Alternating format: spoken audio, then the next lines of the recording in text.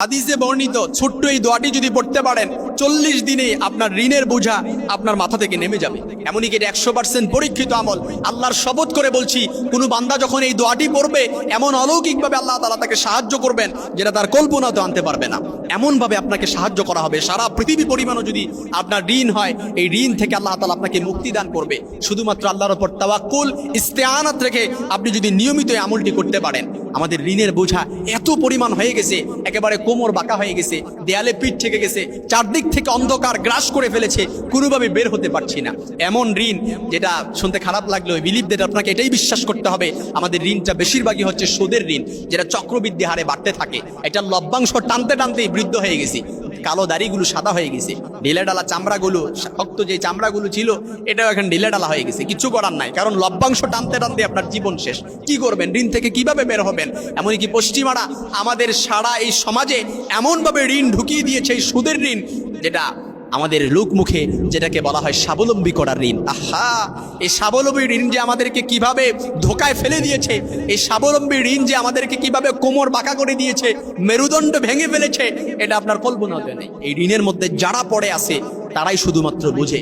এই জন্য প্রিয় ভাইরা, আপনার হতাশ হওয়ার কোনো কারণ নেই। নবীজি সাল্লাল্লাহু আলাইহি সাল্লাম এমন দোয়া শিখিয়ে দিয়েছেন, আমি মাঝহারুল ইসলাম বলে দিচ্ছি, আপনি আমার প্রতি বিশ্বাস আর ইস্তেআনাত রাখতে হবে না, আপনি নবীজির প্রতি বিশ্বাস আর ইস্তেআনাত রাখেন, আল্লাহর প্রতি তাওয়াক্কুল রাখেন, যে নবীজি সাল্লাল্লাহু আলাইহি সাল্লাম যে হাদিসটা বলেছেন অবশ্যই এটা মিথ্যা হতে পারে না। আপনি নিয়মিত আমলটা করেন। আমি আল্লাহর শপথ করে বললাম তো, যদি আপনার ঋণ মুক্তি না হয়, তারপরে এসে বললেন যে হুজুর আপনি বলছেন কিন্তু ঋণ থেকে আমি মুক্তি পাই নাই। আলী রাদিয়াল্লাহু তাআলা আনহুকে যখন এক ব্যক্তি এসে বলল আমাকে ঋণ মুক্তির জন্য কিছু আমল শিক্ষা দেন, সাইয়েদনা আলী রাদিয়াল্লাহু তাআলা আনহু তখন তাকে বললেন, আমাকে নবীজি সাল্লাল্লাহু আলাইহি সাল্লাম এই দোয়াটি শিখিয়ে দিয়েছেন, তুমি যদি এই দোয়াটি পড়তে পারো, পাহাড় পরিমাণ ঋণও যদি থাকে আল্লাহ তাআলা তোমাকে মুক্তি দান করবেন। পাহাড় পরিমাণ বোঝেন? পাহাড় পরিমাণ, একেবারে পর্বত। পাহাড় দেখছেন কখনো? এই পাহাড় পরিমাণ ঋণ, আপনার 1 লক্ষ 2 লক্ষ 1 কোটি 2 কোটি টাকা 50 লাখ টাকা ঋণ, এই ঋণগুলো কখনো পাহাড় পরিমাণ হয় না। মনে রাখবেন, সারা পৃথিবী পরিমাণও যদি ঋণ হয়, শুধুমাত্র এই দোয়ার বরকতে আল্লাহ তাআলা আপনাকে মুক্তি দান করবেন।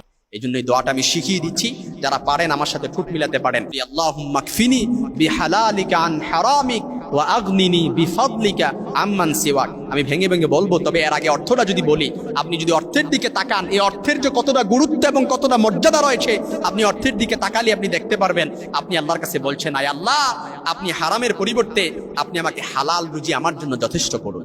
অর্থাৎ আমি যে সুদের মধ্যে পড়ে আছি, আয় আল্লাহ এই সুদ থেকে আমাকে মুক্তি দান করে আমাকে হালালে কনভার্ট করুন, আমার জন্য হালাল আপনি আমার জন্য যথেষ্ট করুন। আপনি আল্লাহর কাছে বললেন, আর আল্লাহ তাআলা কবুল করবেন, এটা তো কখনো হতে পারে না। তবে শর্ত হচ্ছে উদুল্লাহ ওয়া আনতুম মুকিনুনা বিল ইজাবা। আপনি যে আল্লাহ তাআলার কাছে দোয়া করবেন, আপনার মনের ভেতরে এই ইন্টেনশন থাকবে, যেটা সুনানে তিরমিজির বর্ণনা এসেছে, মুসনাদে আহমদের বর্ণনা এসেছে, আপনার মনের ভেতরে এই ইন্টেনশন থাকবে যে আল্লাহ তাআলা আমার দোয়াটা অবশ্যই কবুল করবেন, আল্লাহ তাআলা আমার দোয়াটা অবশ্যই ফিরিয়ে দিবেন না।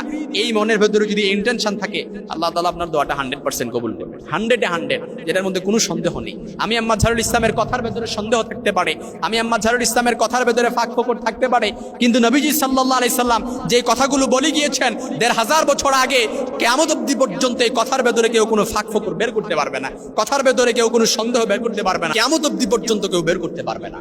এই জন্য দোয়াটা পড়েন, আল্লাহ তাআলা দেখবেন আপনাকে মুক্তি দান করবেন। কোনো কিছু লাগবে না, জায়নামাজে সিজদায় পড়ে যান, রাত্রি শেষ রাতে তাহাজ্জুদের সালাতে মুনাজাতে কেঁদে কেটে আল্লাহ তাআলার কাছে বলেন, আয় আল্লাহ, আপনি আমাকে ঋণ থেকে মুক্তি দান করেন। আল্লাহুম্মা কফিনি, আল্লাহুম্মা কফিনি, আল্লাহুম্মা কফিনি বিহালালিকা আন হারামিক ওয়া আগনিনি বিফাদলিকা আম্মান সিওয়াক। আমি কয়েকবার দোয়াগুলো শুধুমাত্র আপনাদের বোঝার সুবিধার্থে বলছি, সবাই একসাথে দোয়াটা পড়বেন। আল্লাহুম্মা কফিনি বিহালালিকা আন হারামিক ওয়া আগনিনি বিফাদলিকা আম্মান সিওয়াক।